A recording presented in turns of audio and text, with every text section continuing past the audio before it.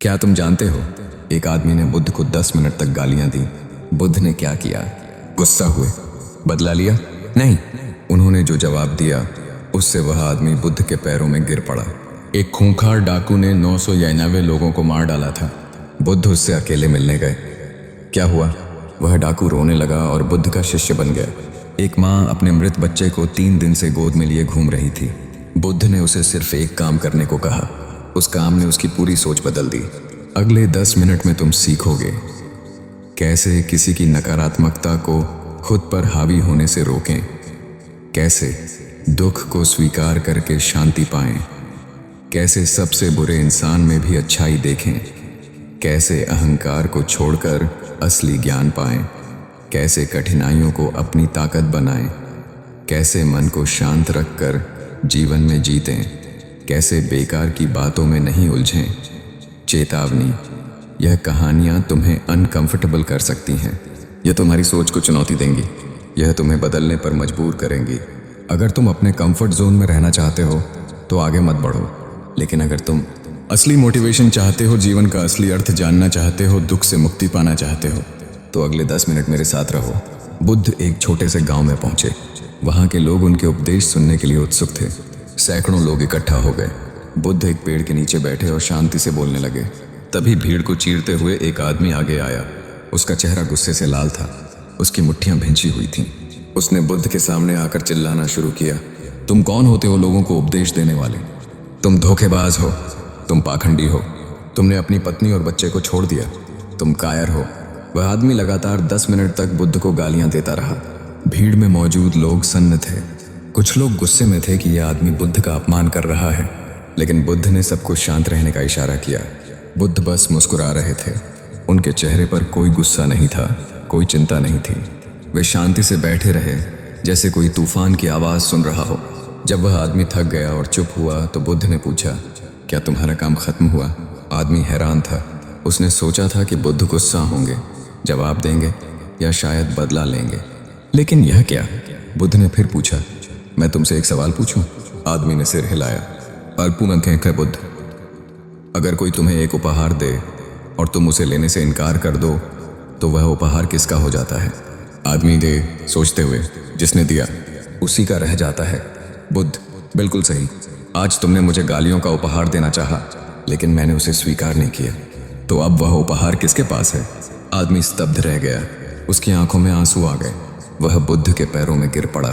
कहते हैं बुद्ध, जो व्यक्ति तुम्हें गुस्सा दिलाने की कोशिश करे और तुम गुस्सा न हो तो उसकी हार हो जाती है। तुम्हारी शांति ही तुम्हारी सबसे बड़ी ताकत है। किसी की नकारात्मकता को स्वीकार करना तुम्हारी मर्जी है। तुम मन कह सकते हो। किस्सा गौतमी और सरसों के बीच। जब एक माँ ने मृत्यु को समझा, हमें किस्सा गौतमी एक गरीब औरत थी। उसका एक छोटा सा बेटा था जो उसकी दुनिया था, लेकिन एक दिन वह बच्चा अचानक बीमार पड़ गया और मर गया। किस्सा पागल हो गई। वह अपने मृत बच्चे को गोद में लिए गांव-गांव घूमने लगी। कोई तो मेरे बच्चे को ठीक कर दो, कोई दवा दो। लोग उसे देखकर दुखी होते, लेकिन कोई कुछ नहीं कर सकता था। आखिरकार किसी ने कहा, बुद्ध के पास जाओ, शायद वे कोई चमत्कार कर सकें। किस्सा बुद्ध के पास पहुंची। उसने अपने मृत बच्चे को बुद्ध के सामने रखा और रोते हुए कहा, भगवान, सबने कहा आप चमत्कार कर सकते हैं, कृपया मेरे बेटे को जिंदा कर दीजिए। बुद्ध ने करुणा से किस्सा को देखा और कहा, मैं तुम्हारे बेटे को जिंदा कर सकता हूँ, लेकिन तुम्हें एक काम करना होगा। किस्सा की आंखों में उम्मीद की चमक आ गई। क्या करना होगा? मैं कुछ भी करूंगी। बुद्ध भैया, वहाँ जाओ और गांव से सरसों के कुछ दाने लेकर आओ, लेकिन शर्त यह है कि वह सरसों उस घर से लानी होगी जिसमें कभी कोई मृत्यु न हुई हो, न पिता की, न माता की, न बच्चे की, न किसी की। किस्सा को लगा कि यह तो बहुत आसान है। वह तुरंत गांव में पहुंची। पहले घर पर दस्तक दी। किस्सा बोला, लेकिन एक शर्त है, आपके घर में कभी कोई मौत तो नहीं हुई? औरत की आंखें भर आईं। बेटी, पिछले साल मेरे पति की मृत्यु हो गई। किस्सा दूसरे घर गई। वहां जवाब मिला, मेरी माँ की मृत्यु हुई थी। तीसरे घर में मेरे बच्चे की मृत्यु हुई थी। चौथे घर में मेरे भाई की मृत्यु हुई थी। किस्सा पूरे गांव में घूमी। हर घर में उसे यही जवाब मिला। कोई ऐसा घर नहीं था जहां मृत्यु ना आई हो। शाम होते होते किस्सा को समझ आ गया। वह बुद्ध के पास लौटी, लेकिन इस बार उसके हाथ खाली थे। उसने अपने बच्चे को दफना दिया था। बुद्ध ने पूछा, सरसों के दाने मिले?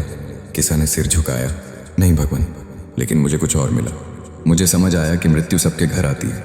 मैं अकेली नहीं हूं जो दुखी है, हर घर में दुख है। बुद्ध ने, बेटी, दुख जीवन का हिस्सा है।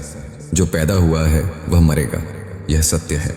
दुख तब बढ़ता है जब हम इस सत्य को स्वीकार नहीं करते। दुख सार्वभौमिक है, उसे स्वीकार करना सीखो, उससे लड़ो मत। यही मुक्ति का रास्ता है। अंगुलिमाल डाकू से संत। जब एक खूंखार हत्यारा बदल गया। अंगुलिमाल, यह नाम सुनते ही लोगों के रोंगटे खड़े हो जाते थे। वह एक क्रूर डाकू था जो जंगल में रहता था। उसने 999 लोगों को मार डाला था और हर व्यक्ति को मारने के बाद उसकी एक उंगली काटकर अपने गले में माला के रूप में पहनता था। उसका लक्ष्य था 1000 उंगलियों की माला पूरी करना। उसे बस एक और शिकार चाहिए था। एक दिन अंगुलिमाल ने देखा कि एक साधु जंगल से गुजर रहा है, शांत, निहत्था, अकेला, परफेक्ट शिकार। अंगुलिमाल अपनी तलवार लेकर उस साधु की ओर दौड़ा। वह साधु कोई और नहीं, बुद्ध थे। अंगुलिमाल बो चिल्लाते हुए, रुक जा, रुक जा, लेकिन बुद्ध शांति से चलते रहे। अंगुलिमाल और तेज दौड़ा, अरे साधु, मैं तुझसे कह रहा हूं रुक जा। बुद्ध ने बिना पीछे मुड़े कहा, मैं तो रुक गया हूं, तुम रुको। अंगुलिमाल हैरान हो गया। वह बुद्ध के सामने आकर खड़ा हो गया। अंगुलिमाल, तुम चल रहे हो फिर भी कहते हो तुम रुक गए हो, और मैं खड़ा हूं फिर भी तुम कहते हो मैं रुकूं। क्या पहेली है यह? बुद्ध शांति से मुस्कुराते हुए, अंगुलिमाल, मैं हिंसा से रुक गया हूं, मैं क्रोध से रुक गया हूं, मैं घृणा से रुक गया हूं, लेकिन तुम अभी भी दौड़ रहे हो हिंसा की ओर, क्रोध की ओर, पाप की ओर। इसीलिए मैं कहता हूं कि तुम रुको। अंगुलिमाल की तलवार हाथ से गिर गई। पहली बार किसी ने उससे डरे बिना बात की थी। पहली बार किसी ने उसे इंसान समझा था। अंगुलिमाल घुटनों के बल गिरते हुए, मैंने 999 लोगों को मार डाला, क्या मेरे लिए भी मुक्ति संभव है? मन बुद्ध, हर इंसान बदल सकता है, हर इंसान मुक्ति पा सकता है, लेकिन पहले तुम्हें अपने अंदर के राक्षस को मारना होगा, बाहर के लोगों को नहीं। उस दिन अंगुलिमाल ने अपनी तलवार, अपनी उंगलियों की माला और अपना पुराना जीवन त्याग दिया। वह बुद्ध का शिष्य बन गया। बाद में जब लोगों ने बुद्ध से पूछा, आप उस खतरनाक डाकू के पास कैसे चले गए? तब बुद्ध, डर से भागने से डर खत्म नहीं होता, प्रेम से ही घृणा खत्म होती है। मैंने अंगुलिमाल में राक्षस नहीं, एक भटका हुआ इंसान देखा। कोई भी इतना बुरा नहीं कि बदल ना सके। हर इंसान में अच्छाई का बीज होता है, उसे प्रेम से सींचो। जहरीला तीर और बेकार के सवाल। जब बुद्ध ने व्यर्थ प्रश्नों का उत्तर दिया, एक दिन बुद्ध के पास एक विद्वान आया। उसका नाम था मालुंक्य-पुत्त। वह बहुत बुद्धिमान था, लेकिन हमेशा दार्शनिक सवालों में उलझा रहता था। मालुंक्य-पुत्त, भगवान, मेरे कुछ सवाल हैं, अगर आपने इनके जवाब नहीं दिए तो मैं आपका शिष्य नहीं बनूंगा। बुद्ध, पूछो। मालुंक्य-पुत्त, क्या ब्रह्मांड अनंत है या सीमित? क्या आत्मा शरीर से अलग है? मृत्यु के बाद क्या होता है? ईश्वर का अस्तित्व है या नहीं? बुद्ध मुस्कुराए और बोले, बुद्ध, मालुंक्य-पुत्त, मैं तुम्हें एक कहानी सुनाता हूँ। एक आदमी को जहरीला तीर लगा। उसके दोस्त उसे डॉक्टर के पास ले गए, लेकिन जैसे ही डॉक्टर तीर निकालने लगा, वह आदमी चिल्लाया, रुको, पहले मुझे बताओ, यह तीर किसने छोड़ा? वह किस जाति का था? उसका नाम क्या था? वह कितना लंबा था? तीर किस लकड़ी का बना है? जहर किस पेड़ से लिया गया? तीर किस दिशा से आया? डॉक्टर ने कहा, पहले मैं तीर निकाल दूं, फिर तुम जो जानना चाहो पूछ लेना। लेकिन वह आदमी जिद पर अड़ा रहा, नहीं, पहले मेरे सवालों के जवाब दो। बुद्ध ने पूछा, बताओ मालुंक्य-पुत्त, उस आदमी का क्या हुआ होगा? मालुंक्य-पुत्त, वह मर गया होगा, क्योंकि उसने जहर निकलवाने की बजाय बेकार के सवाल पूछे। बुद्ध, बिल्कुल सही, तुम भी दुख के तीर से घायल हो। तुम्हारे अंदर क्रोध, लोभ, घृणा, अहंकार, ये सब जहर भरे हैं, लेकिन तुम पूछ रहे हो ब्रह्मांड अनंत है या नहीं। मैं तुम्हें दुख से मुक्ति का रास्ता दिखाने आया हूँ, मैं दार्शनिक बहस करने नहीं आया। पहले तीर निकालो, फिर जो पूछना है पूछ लेना।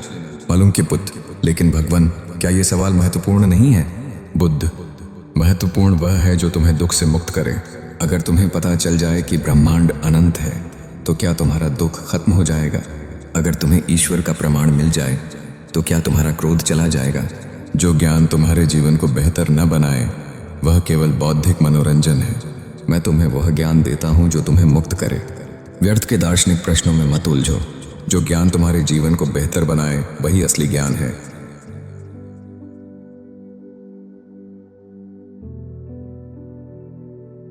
भिक्षु और सुंदर औरत।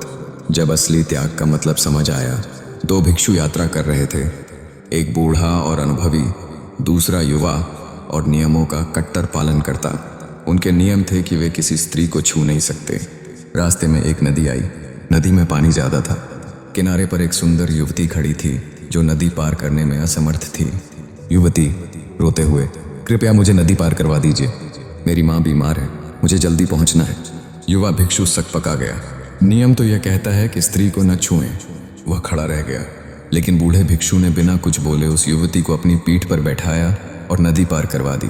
दूसरी ओर पहुंचकर उसे नीचे उतारा। युवती ने धन्यवाद कहा और चली गई। दोनों भिक्षु आगे बढ़ गए, लेकिन युवा भिक्षु के चेहरे पर गुस्सा था। वह कुछ नहीं बोला। 1 घंटा बीता, 2 घंटे बीते, 3 घंटे बीते। आखिरकार युवा भिक्षु नहीं रुक सका। युवा भिक्षु गुस्से में, आपने नियम तोड़ा, आपने उस स्त्री को छुआ, यह गलत था। बूढ़ा भिक्षु शांति से मुस्कुराते हुए, बेटा, मैंने तो उस स्त्री को 3 घंटे पहले नदी के किनारे छोड़ दिया, लेकिन तुम अभी तक उसे अपने कंधे पर लिए घूम रहे हो। युवा भिक्षु स्तब्ध रह गया। बूढ़ा भिक्षु, असली त्याग मन का है, शरीर का नहीं। मैंने उस स्त्री की मदद की और भूल गया, लेकिन तुम उसके बारे में सोचते रहे। बताओ, किसने ज्यादा पाप किया, मैंने जिसने मदद की या तुमने जिसने मना कर दिया और फिर 3 घंटे तक उसके बारे में सोचते रहे? असली पवित्रता मन की है। नियमों का पालन करना महत्वपूर्ण है, लेकिन मानवता और करुणा उससे भी ज्यादा महत्वपूर्ण है।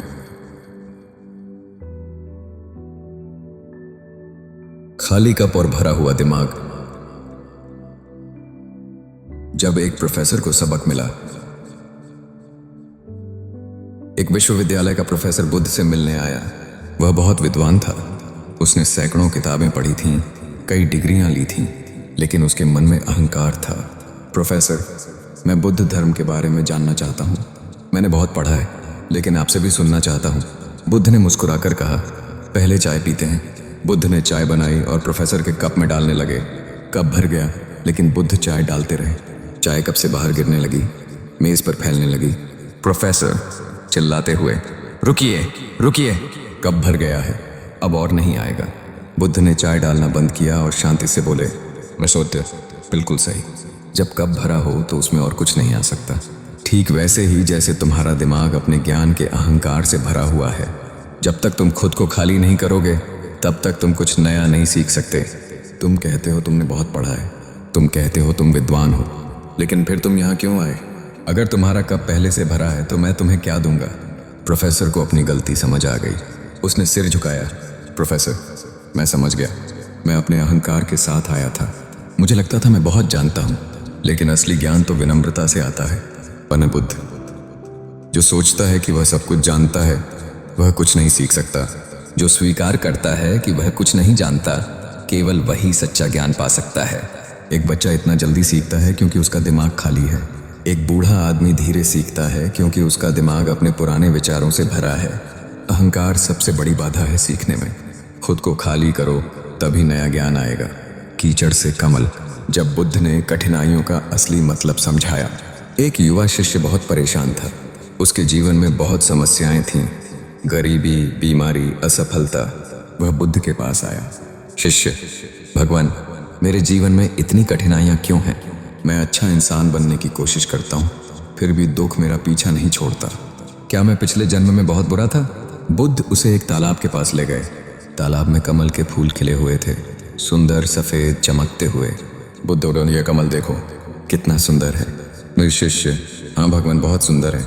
बुद्ध ने तालाब की ओर इशारा किया। पानी गंदा था, कीचड़ से भरा हुआ। बुद्ध, यह कमल कहाँ से निकला है?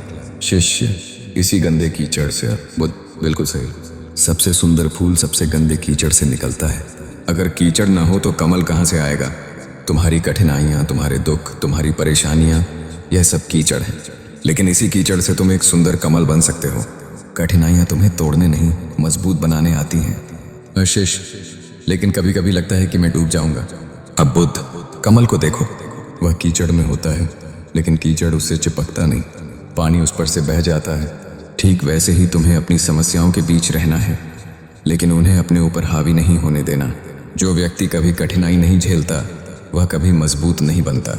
जो व्यक्ति कभी असफल नहीं होता, वह कभी सफलता का असली स्वाद नहीं चखता। शिष्य, तो क्या मुझे खुश होना चाहिए कि मेरे जीवन में समस्याएं हैं? बुद्ध, नहीं, समस्याओं से खुश मत हो, लेकिन उन्हें स्वीकार करो। उनसे लड़ो मत, उनसे सीखो। हर कठिनाई एक शिक्षक है, हर असफलता एक सबक है।